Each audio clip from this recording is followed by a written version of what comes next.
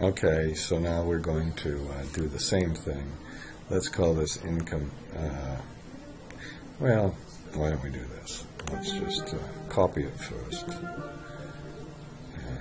and move it to the end. And this time, so this last one we did was income taxes with a function, and this one will be income taxes. Oops. With the function. With that. Okay.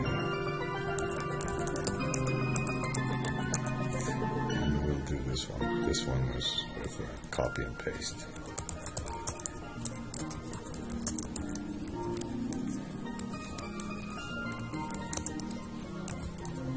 Okay. So let's work through this one now. The reason I did it in a second place is we'll cut this out. Oh, these things. Sorry. We're going to do it in this sheet. And let's cut this one out. And this time we're going to use a function for this. Okay, I think we can do this, and let's just start writing this function. So let's go to the macro and why don't we go start with here, our circular taxes one. Okay, we certainly don't need this thing anymore. And let's put, as we normally do, sub taxes function. And what we're going to do is compute, make a value, and make a function that computes the PV of debt service. Okay, and we'll have to add some things to it. Oops. Why? Let's put the brackets in there. So somewhere at the bottom, PV of debt service. And you know what we're going to have is the PV of debt service is going to be the if we look just above here, it's going to be a sum. We're going to have to sum, and we're going to have to take the PV of the debt service and add to that the required debt service divided by the discount factor. Okay? And unlike the other ones, we're going to have to make a for loop that goes from, maybe from year equal 1 to, and I don't think we defined the years anywhere, but I'll put next year. Okay, and we'll put next. Yeah, we did. We only do through the tenor, so next year. So this is only through the tenor. And we better get the tenor. So we need that, okay? And now let's keep going backwards. We don't know what either the required debt service is or the discount factor, but let's get the discount factor. The discount factor is, we start with, just like we did before, the discount, in the sheet, the discount factor equals to 1 before the loop. And then the discount factor equals discount factor times 1 plus the interest rate. And unfortunately, this interest rate, not so bad really, is a function of the year. So, oops. I hope that I didn't get the help. Please don't get the help. Okay, and then we better put the interest rate in. We should, Almost should put array there so you know it's an array instead of a single scalar variable. Okay, so we have the discount factor that just keeps getting incremented, and now we have to get the required debt service, and required ds equals the, well, let's keep going backwards, is going to equal CFADS, and then, well, I don't know if we need that divided by the DSCF, so we're going to need the DSCF. Okay, so far. The problem is, this is our big problem, is CFADS equals EBITDA, which we're going to need,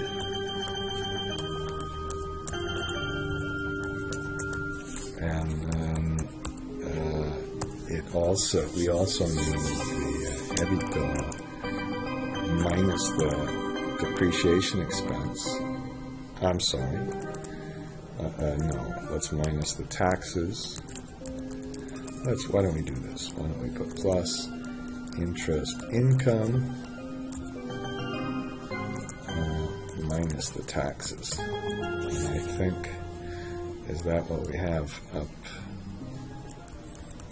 at the top? Now, I can hear some people saying, oh, I like the copy-paste, I like the copy-paste. Please, the investment is a little bit in this method, but when you're finished with this, the model doesn't lose all its flexibility, and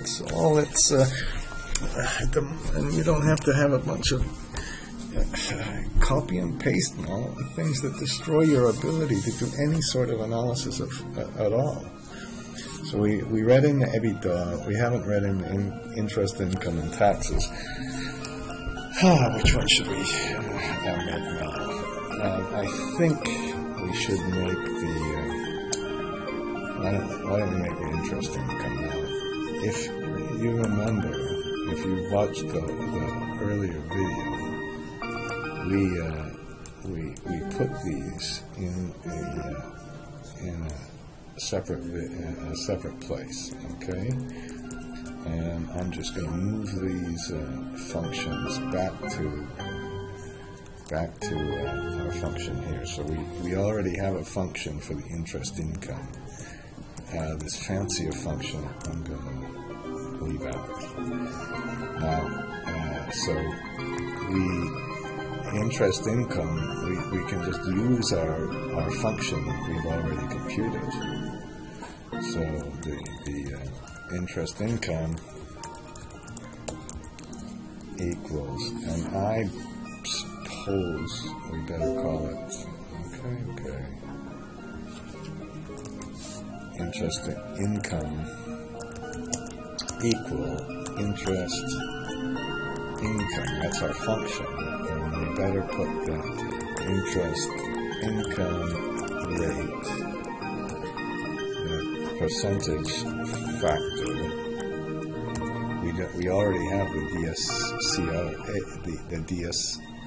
DSCR, and we can put the EBITDA for the year. Okay, so you really, to do this, I suppose you have to be a little bit good at kind of what's an array and what's not, and what that means, we better read the interest income rate in, and we better also read in percent factor, and that should have been a much better name. Okay, so that covers the interest income, I hope. And now we can put taxes. The taxes equal to EBITDA for the year minus the and this is very bad. See, if I would have forgotten to put this like this, it would have really messed me up. Okay, and the taxes will be EBITDA minus the depreciation expense. And net depreciation expenses, again, I've said that now 5 or 6 times, but that drives you crazy when the depreciation expense has interest during construction, which depends on the size of the debt, which depends on the taxes themselves. And we also better add the interest income. I think, I'm going to make the taxes be below the interest income because of that. Okay, I don't think it really matters because we're going to have a loop, but it's probably a little bit better. And so we and then the other thing we do is we have to, this is going to be the hard part, we have to subtract the interest expense. Now, that's, why don't I call that EBT? And then under the EBT, we can put for right now, we'll change this taxes equal EBT times the tax rate. Of course, that means we better read in the tax rate. So I think I've got enough for here. And let's put in the tax rate. Okay, that's the first thing. Now, what we need to get the interest expense, we need the debt balance. Okay, so here's the interest rate, which again could be an array. So interest. No, I don't have the interest rate here. Interest rate for the year. Well, I should have. Yeah, I have it here. This interest rate is right here. We have it. It's the interest rate multiplied by the debt balance. And it's really the opening debt balance. Okay, I hope I don't have to get too worried about the opening and closing debt balance. Okay, so I think we're ready to keep going backwards, but the debt balance is the debt balance we had last time minus the repayments. Okay, and now we're going to put the debt balance here to start with. Our very starting point is going to be the PV of the debt service. So what we need to do here is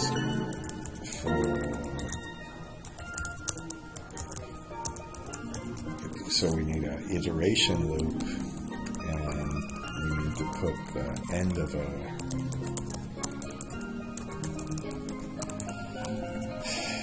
I can see people saying, copy and paste was easier. Yeah, it was, but it's okay. We're just about finished. We're just about finished, and this is the worst parts of this. And then we'll keep going backwards, and our repayment is equal to the target debt service minus the interest. Okay, so we have the interest expense down here already. Okay, I think we should do it like this, because the debt balance is going to be the opening debt balance, so we don't want to take our repayment away until after we've got it. And debt balance is debt balance less repayment, and interest expense is that times the debt balance. And what do we need? We need the target debt service. So the target debt service is the CFADS. Just a minute. Should we put that below? Target DS equals CFADS divided by DSCF. Okay, and I think we're all right. I'm sure I'm not. Okay, but you've kind of okay.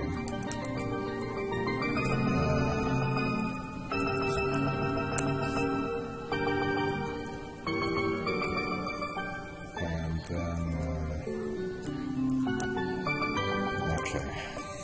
So the PV of the debt service is accumulated, and when we go through the next iteration, when we go from one iteration to the next, we need to reset the PV of the debt service equal to 0. If we don't do that, it's going to keep accumulating it on and on again. The discount factor we reset, and we've gone through the entire market. Of course, this is not going to work the first time, so I'm going to pause it, and then I'm going to struggle with it, and then I'll come back to the video and act like it was not a big deal. Alright? So far I've been on here for 16 minutes. So before I struggle again, let's just call this function debt service for PV. And here's what we do: PV tab, go to the little function button. The first thing we need is the tenor, and I realized. I hope we did the for loop over the tenor. I think we did. The interest rate, remember, that's a function, an array.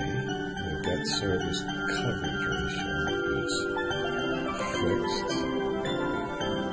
The EBITDA is an array.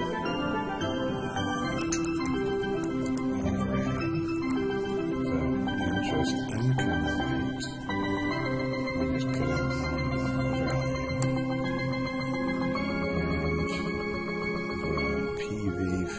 the percentage factor. This is this horrible definition thing that I put for the debt service reserve account.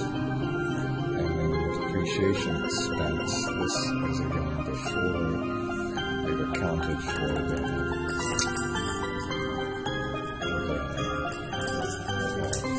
depreciation on interest during constructions here.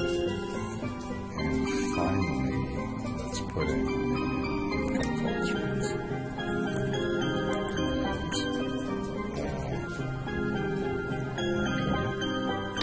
Okay, there were a couple of issues with this last one.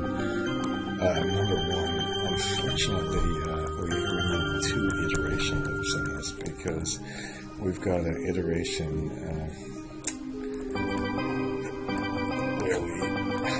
this was kind of concerning me. We've got an iteration where we go around to find the interest expense and the repayment, but that interest expense and repayment drives a CFADS.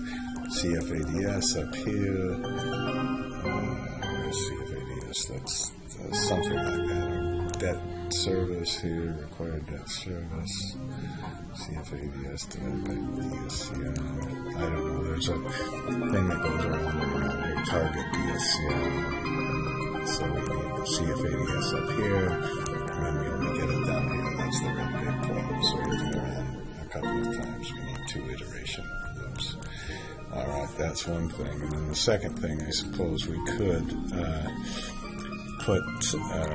let's make a convergence kind of, we'll put last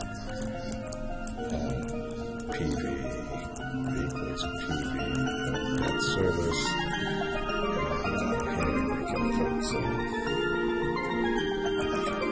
if the PV debt service, the absolute value of PV of debt service minus last PV is less than 0.5.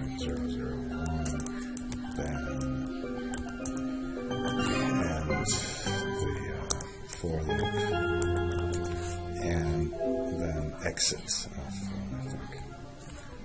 And we could do the same thing here. That's because we're going around the CFADS. Whoops. Let's put up here last CFADS equal CFADS, and then we put the same comes back. And let's just copy this just right before we finish this one. So if last CFADS minus last CFADS, and if you don't mind, I'm going to pause to make sure this works. So now I'm just pressing F2 to redo it, and we get a difference. Now the good news behind this is you don't have to do anything. If we put 12 months of debt service, coverage ratio, if we put 5. Each time with the other method, we'd have to be running a copy and paste. If we put 7% interest rate, or how are we doing shift control? In fact, let's put the equity IRR next to this one.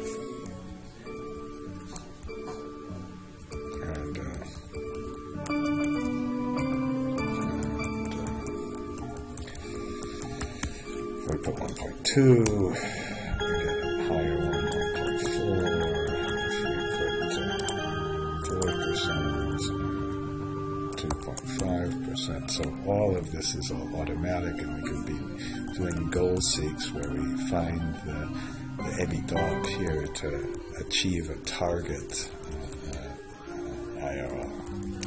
Alright, so that's enough. I hope you're not hearing the television in the background. It's kind of loud. If you did, that's too bad. I'm going to save this video.